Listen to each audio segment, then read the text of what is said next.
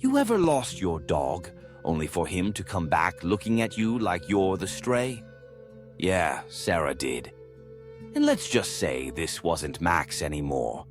It was one of those perfect autumn afternoons. Crisp air, golden leaves, and Sarah, who, by her own admission, was more of a couch potato than a trailblazer, decided to get some fresh air with her golden retriever, Max. Max was the kind of dog who loved everyone. Mailman? Best friend. Burglar? Probably would have offered them a snack. So when they hit the quiet forest trail, she expected tail wags and sniffing, not the canine equivalent of an exorcism. Halfway down the path, Max froze. His ears went up, nose twitching. Sarah looked around. Nothing. Just the wind in the trees. Then came the growl. Not the "I found my squeaky toy" growl. No.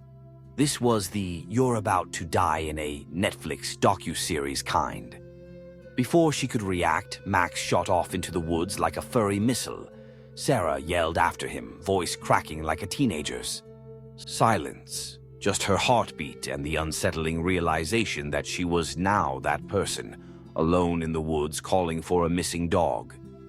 10 minutes later, she heard the jingle of his collar. Relief, until she saw him.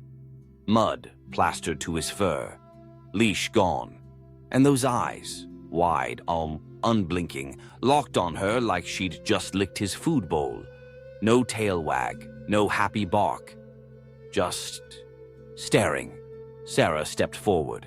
Max turned and walked back into the trees, slowly, deliberately, like he knew she'd follow. And she did, because, good choices are optional in horror stories. Every time she got close, he slipped away again, always just far enough to stay out of reach. The sun started dipping. Her phone battery was at 3%, and she realized something horrifying. She'd been following him for hours.